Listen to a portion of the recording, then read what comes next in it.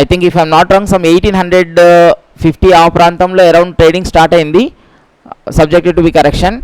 12 generations వచ్చాయి, 12 generations of trading. How many generations?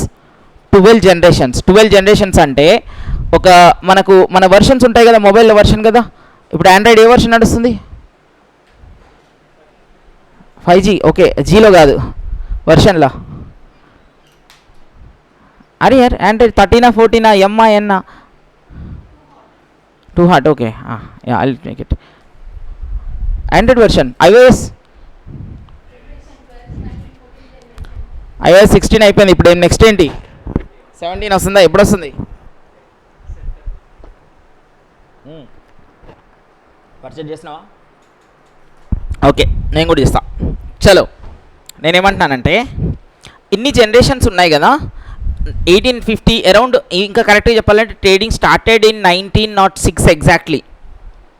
ఆ టైంలో ఎగ్జాక్ట్ స్టార్ట్ అయింది. ఓకే, 1800 నుంచి 1900 వరకు లైన్ చార్ట్స్ అవన్నీ స్టార్ట్ అయినాయి. అంటే అరౌండ్ 12 జనరేషన్స్, ఒక 120-140 ఇయర్స్ డ్యూరేషన్లో 12 జనరేషన్స్. అంటే ఎవ్రీ 10 ఇయర్స్కి ఒక్కొక్క కాన్సెప్ట్స్ ఉండేది. ఒక కాన్సెప్ట్ మీద ఇంకో కాన్సెప్ట్, ఒక కాన్సెప్ట్ మీద ఇంకో కాన్సెప్ట్ వచ్చి ఓవరాల్ ఇన్ని కాన్సెప్ట్స్ రెడీ అయినాయి. ఇప్పటికీ కూడా ఓన్లీ సపోర్ట్ అండ్ రెసిస్టెన్స్ మీదనే ట్రేడ్ చేసే వాళ్ళు బోలెడు మంది ఉన్నారు. నోకియా ఫోన్ అందరి దగ్గర లేదు, చాలామంది దగ్గర ఉంది ఇంకా స్టిల్. మీకు తెలుసా? కొంతమంది దగ్గర నోకియా ఉంది. మరి ఇప్పుడు ఏం వాడుతున్నాం మనం? iPhone 17 వాడుతున్నాం. మరి నోకియా ఉంటే వాళ్ళని ఏమంటాం? చేతక్ బండి వాడుతున్నారా? మరి చేతక్ ఎప్పటిది కదా? Yes or no?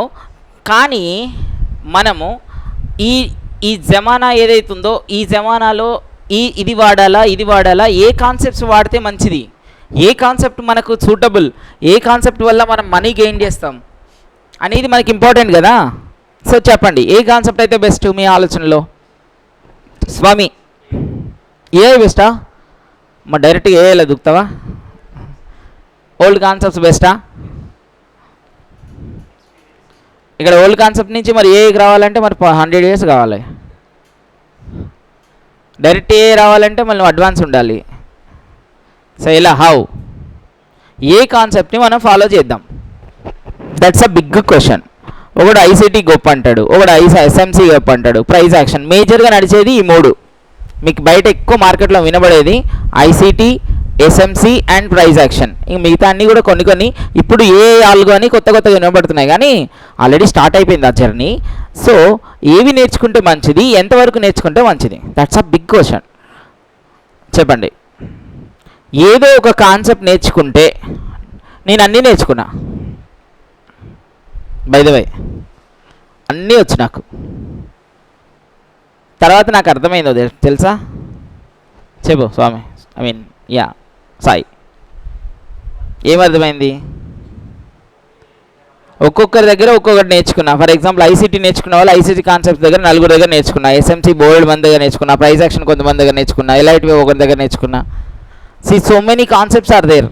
బట్ ఈ కాన్సెప్ట్స్ ఎలాంటివి అంటే, సముద్రంలో ఉన్న వాటర్ ఉందనుకోండి, ఓషన్లో వాటర్ ఉంటుందా?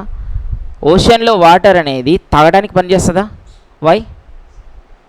పూర్తిగా సాల్టీ వాటరే కదా. బట్ దుబాయ్ లాంటి కొన్ని కంట్రీస్లలో కంప్లీట్గా ఆ సాల్ట్ వాటర్ని న్యాచురల్ వాటర్ లాగా చేసి తాగడానికి యూజ్ చేస్తున్నారు, డిఫరెంట్ వర్క్స్ కోసం యూజ్ చేస్తున్నారు కదా. ఎస్, అదొకటి గుర్తుపెట్టుకోండి. బట్ నేనేమంటా